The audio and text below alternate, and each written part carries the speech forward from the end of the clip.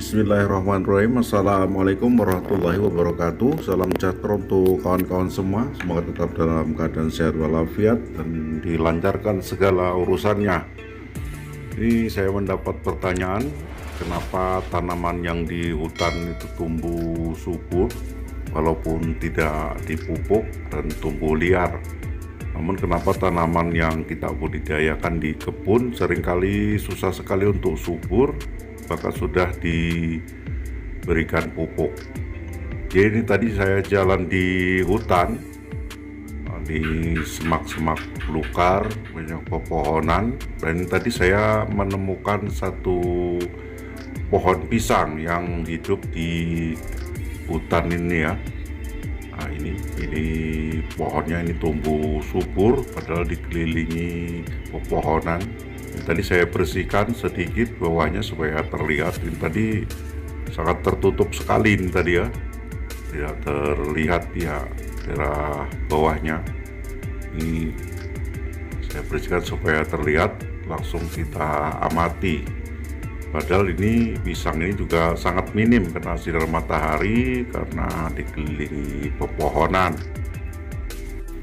Nah, langsung kita lihat saja ya tanahnya seperti apa yang membuat pisang ini bisa subur sekali walaupun tumbuh liar. Kita lihat ini tanahnya ya. Nah, ini tanahnya ini seperti ini, porus dia, gembur tanahnya ini. Ini yang membuat pisang ini tumbuh subur ya, anakannya juga subur. Saya lihat juga ini sudah pernah berbuah juga ya. Dari sebelahnya tadi itu terlihat sudah ada yang satu batang yang busuk.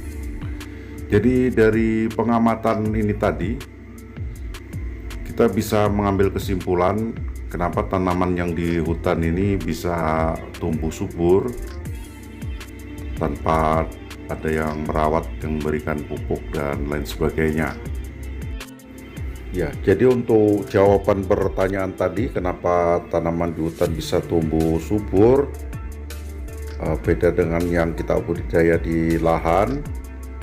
Jadi untuk mengawati pohon pisang ini tadi ya, artinya di dalam hutan ini tanaman bisa mendapatkan makanan yang cukup unsur hara. Jadi dari daun-daunan busuk ini menjadi kompos dan terurai oleh mikroba, kemudian menjadi makanan siap saji untuk tanaman. Dan tanah yang gembur, porus ini mampu menjaga kelembapan tanah sehingga mikroba baik ini mampu berkembang biak di tanah ini dan mengolah busuk-busukan daun-daun yang jatuh ini menjadi kompos dan terurai menjadi makanan siap saji untuk tanaman. Jadi hutan ini mampu menyediakan pupuk abadi yang berkelanjutan untuk tanaman yang tumbuh di sini. Rumput-rumputan dan daun-daunan yang gugur di sini ini menjadi mulsa alami untuk tanah, sehingga terjaga kelembapannya. Juga unsur hara yang ada di tanah ini tidak mudah terlarut oleh air hujan atau penguapan sinar matahari.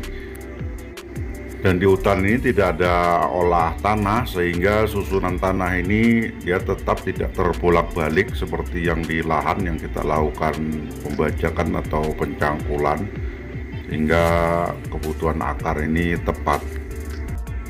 Berkembang biaknya mikroba yang baik ini mampu menekan patogen dan jamur-jamur jahat yang penyebab layu fusarium atau busuk akar dan penyakit tanaman lainnya. Nah, untuk mensiasati di lahan kita, kuncinya yaitu berarti ada di media tanam. Kita bisa buat Terra Preta yang seperti ada di video saya sebelumnya, atau juga bisa diberikan biokarbon sebagai rumah mikroba untuk berkembang biak, untuk mengurai zat organik yang ada di tanah ini menjadi makanan untuk tanaman. Dan untuk pemberian pupuk, khususnya pupuk makro N, P, dan K, kita berikan berimbang. Dan perlu juga kita menanam ini dengan sistem tumpang sari, ini akan sangat baik sekali. Dan kemudian kita lakukan tanaman ini rolling bergantian, jangan satu tanaman saja. Kawan-kawan bertanya untuk pemberian pupuk sintetis ini apakah perlu atau tidak. Itu menurut saya perlu juga untuk memenuhi kebutuhan tanaman ya.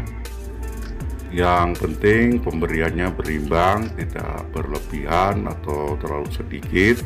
Kita bisa lihat dari pertumbuhan tanaman kita kekurangan unsur apa, kita berikan pupuk yang tepat.